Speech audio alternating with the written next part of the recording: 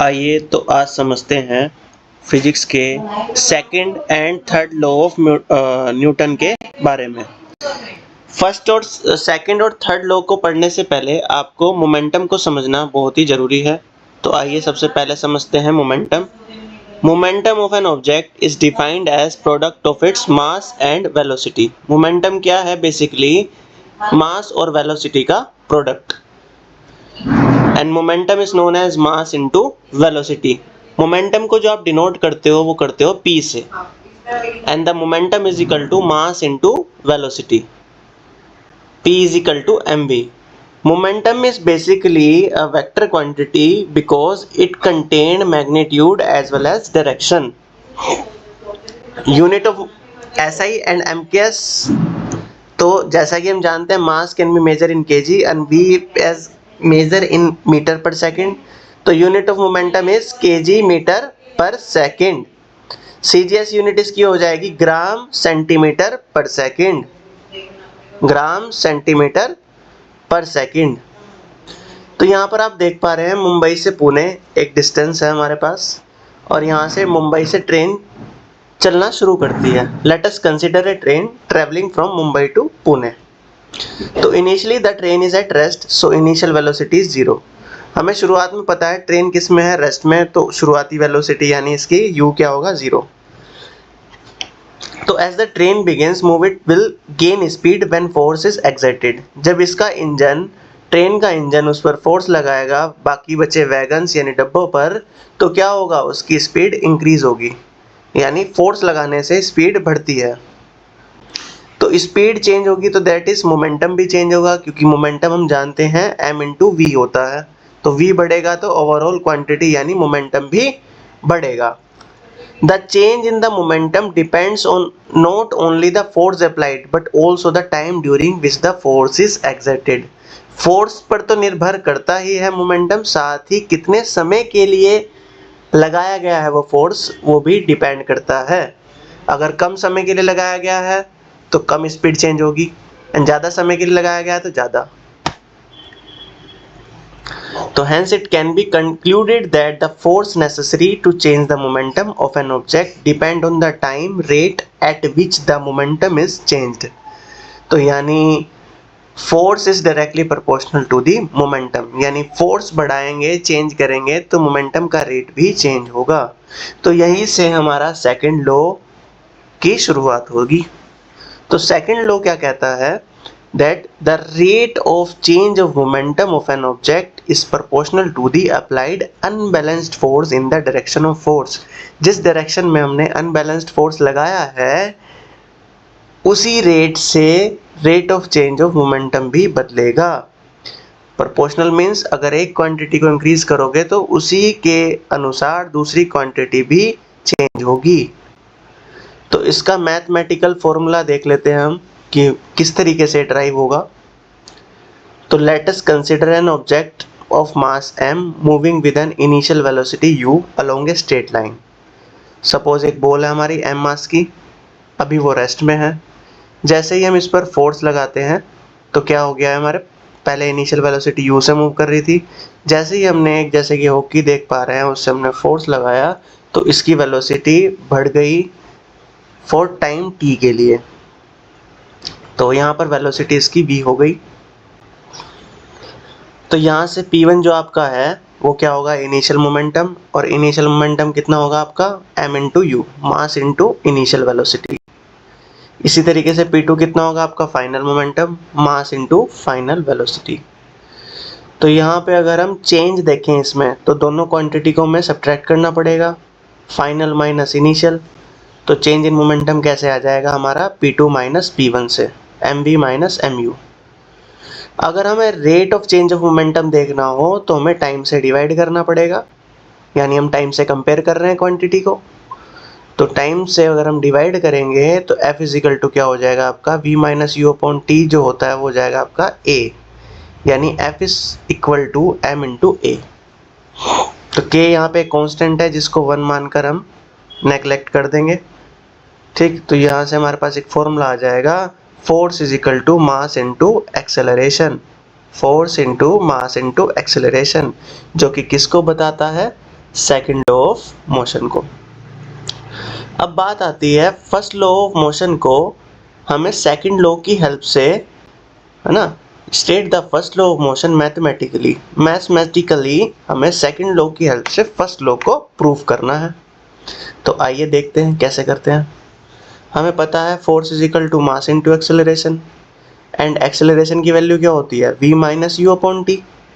ठीक है, अब यहाँ से अगर हम t को शिफ्ट कर दें क्रॉस मल्टीप्लाई के थ्रू तो क्या होगा, mv minus mu।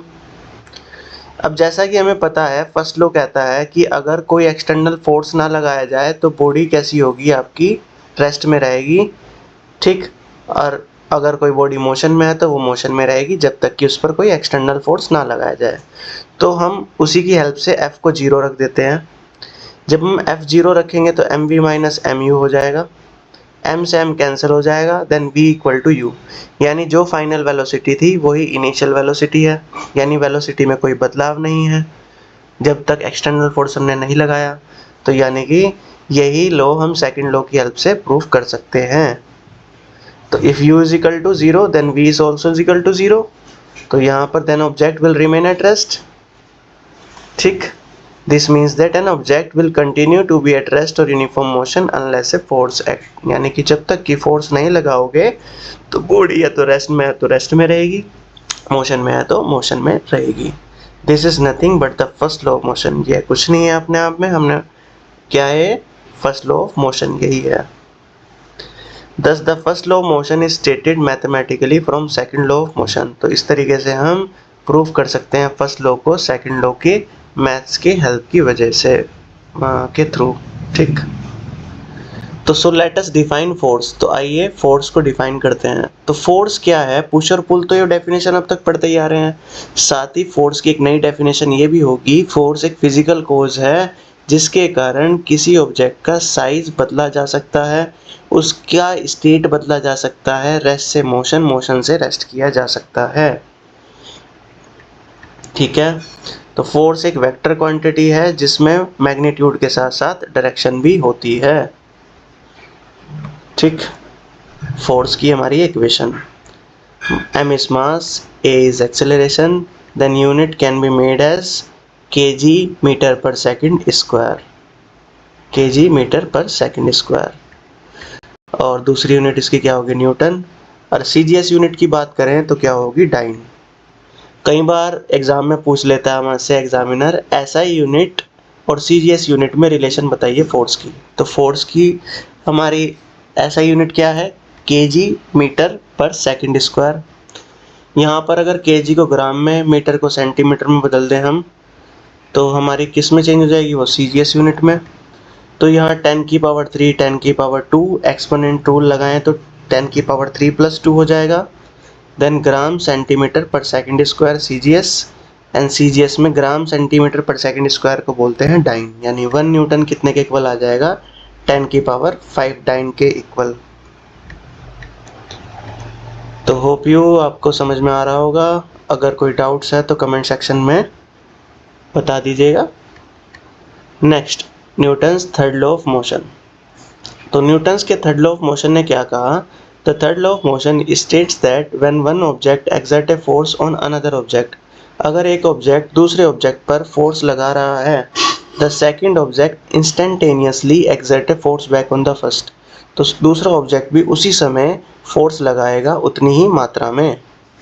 This two force are equal in magnitude but opposite in direction, दोनों फोर्स इक्वल होंगे और अपोजिट होंगे डायरेक्शन में।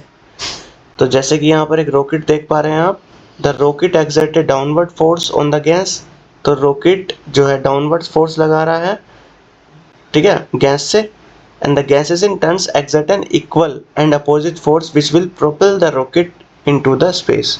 उसी समय एक ऊपर की तरफ फोर्स लग रहा है उतनी क्वांटिटी में जो कि रॉकेट को स्पेस में लेकर जा रहा है। आइए एक और एग्जाम्पल से समझते हैं। Let us consider this example where the boy is on the trampoline, the boy is on the trampoline. तो ट्रैम्पोलिन पे हम देखते हैं कि जब ये जंप करता है, he is applying a downward force on the trampoline. जैसे ये ट्रैम्पोलिन पे डाउनवर्ड फोर्स लगाता है उतनी ही क्वांटिटी में अपोजिट फोर्स ट्रैम्पोलिन बॉय पर लगाती है।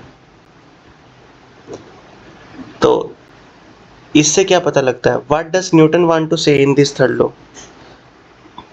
लॉज बता रहा है कि the law speaks about interaction between bodies, force is never isolated but always exist in pairs.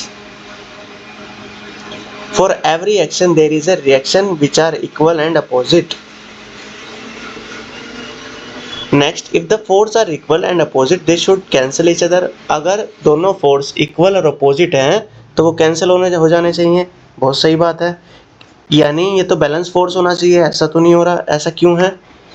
Force through they are equal and opposite they never cancel each other. जो force equal और opposite हैं इस process में वो cancel नहीं हो रहे हैं। क्यों? As the force act on different body, अलग अलग बॉडी में है, जैसे कि बॉय और ट्रैम्पोलिन। बॉय और ट्रैम्पोलिन एक ही बॉडी में नहीं है, so that's why they do not cancel each other. तो होप यू गाइस आपको मोमेंटम, फोर्स का सेकंड लॉ, न्यूटन्स का second law and third law of motion अच्छे से एग्जाम्पल के थ्रू समझ में आया होगा। अगर आपकी कोई डाउट्स रह जाते हैं तो कमेंट सेक्शन में कमेंट कीजिए, और वीडियो अच्छी लगी तो लाइक कीजिए, सब्सक्राइब कीजिए, बेल आइकन को प्रेस कीजिए, जिससे कि आप और नई वीडियो में भी बने रहें।